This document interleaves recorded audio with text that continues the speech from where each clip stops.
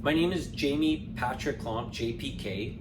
So I think we're off to a good start here. In 2019, I had this awesome idea where I would drop my professional career in human resources, which I've been doing for the last 25 or so years, and start fresh as a comedian. Because obviously there has to be a lot of success stories where people transition into the entertainment business and are highly successful right away. So I thought, okay, I'm gonna be okay here. But I didn't really know where to start, besides a few people laughing at my jokes. How am I gonna measure up to other people? So I Googled how to be a comedian, and the first thing that popped up was a lot of funny people and a lot of talented people. So maybe the bar was a little bit higher than expected.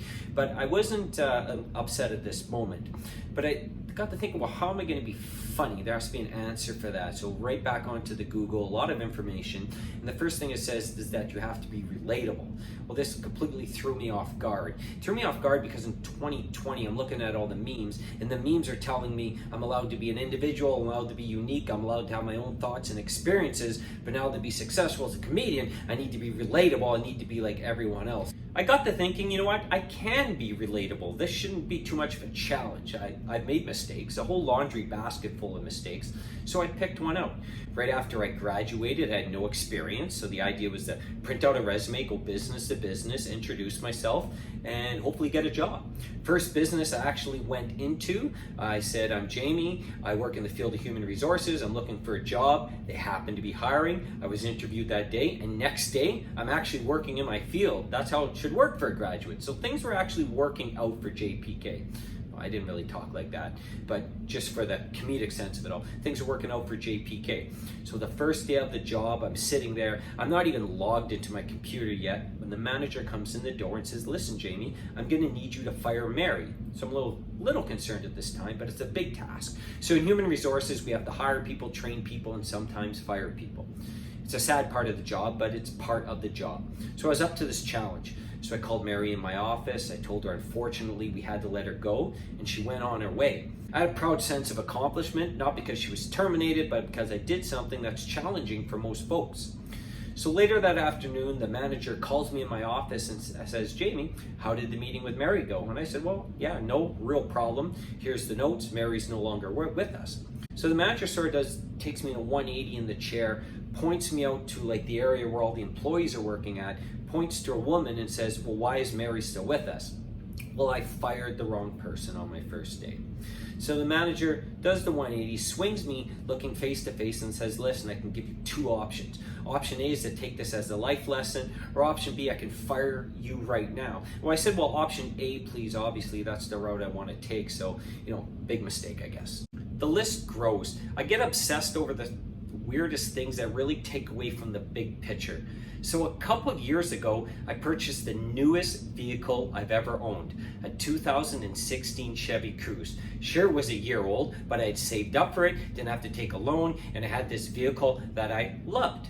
But it had the smallest, finest scratch on the rear bumper, or whatever you call it, that really sort of got to me. And what are people gonna think of me? Like he can only get 98.5% of the job done, but he's got to get something with some malfunction? Am I gonna be driving down the road and people, they look at you when you got a Chevy Cruze? That's a sense of success here in Canada. But are they gonna be micromanaging the scratch, thinking this guy almost made it? He tripped right at the end before completing the marathon. So I got to worry about it. But then I dreamt about a scratchless vehicle. And I woke up in the morning, I ran outside to see if that came true, and it didn't. The scratch was still there. So it really got in my mind. The celebration of purchasing the vehicle was over. So I sprinted right down to the Dollar General and I purchased every microfiber cloth that they had in stock.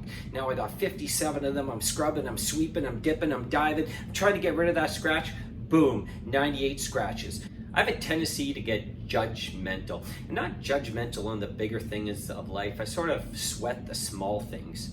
I get judgmental on people that do things that really shouldn't matter. So for example, I have this cousin Johnny, and for the last two previous holidays, Johnny always says the same thing. You know what, Jamie? We haven't seen each other all year. We only see each other once at this Christmas party. We got to get together more. You know, we're going to have dinner sometime in the new year. And then I go home and I wait January, February, March. The year rolls along and no dinner invite, no small talk, no awkward conversations, no updates on the kids.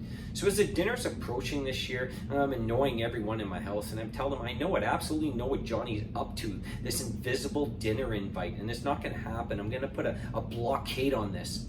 So comes the day of the party. I step in the door, and the first guy to greet me is Johnny. And I know it's coming. It's the typical line. The invite is coming, but I stop him in those tracks. And I'm like, Johnny, don't do it. Don't give me this false pretense that you're going to invite me to some conversation that's never going to happen. Johnny obviously is a normal person, so has no idea what I'm talking about. And the first thing I tell Johnny, hey, listen, what are you going to tell me? Do it. Just do it. He says, well, it's nice to see you. You know, we haven't seen each other in a long time. Boom, out comes my cell phone. Boom, out comes the online reservations to Cracker Barrel, and Johnny is locked in for January the 21st. I'm gonna blame the next one on my upbringing. See, my dad was never into hunting, fishing, camping, fixing cars. Instead, we were into cosmetics. So I was a real hit of humiliation on these hockey tournaments where the rest of the boys would have their, their Axe deodorant and spray, but I would have the whole cosmetic thing laid out throughout the hotel bathroom. So they really loved teasing me about that. So growing up, cosmetics and how you looked, I guess, was kind of important. It was cemented in my head. So I really worried about, what are people going to think of me when I'm bald? Is that going to throw them off? Sure, he takes care of his skin, but the hair makes you look different than a lot of people. So I like to warn people when they first meet me because I want to showcase the bald immediately. So what I do is the first step of 3, I do about a 10-degree turn here and I tell them, listen, you're going to see something that's a little bit different, but mostly you see this forehead, it's just going to continue right to the back.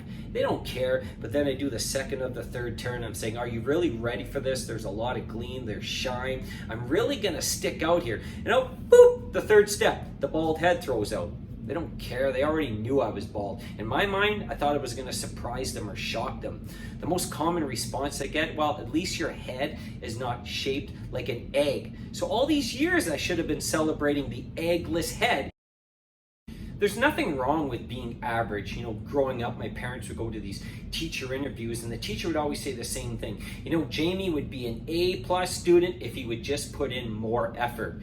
But I always thought, why stress out and get an A when you can relax and get a C? But that carried on later on in life. I was thinking about it this winter. I'm a homeowner here in Canada. We have these driveways and we get a lot of snow. And if you're not on top of the snow removal, you're completely finished. Forget about accessing your house. So I'm thinking the first time it snows, I'm gonna shovel. The next time it snows, I'm gonna shovel. I'm really gonna remain on top of it. But as the winter months go by, you skip a day, then the snow freezes, and all of a sudden you got these ski moguls in your driveway. Forget about having a muffler if you're gonna try and drive into your house. So I'm not gonna worry about that because the moguls, they can't be removed. I'm just gonna skip driving altogether. Then all of a sudden the snow compresses on the side, and instead of having a nice wide driveway, you have a house that you can't even walk into, and you completely failed again. So there it is, relatability.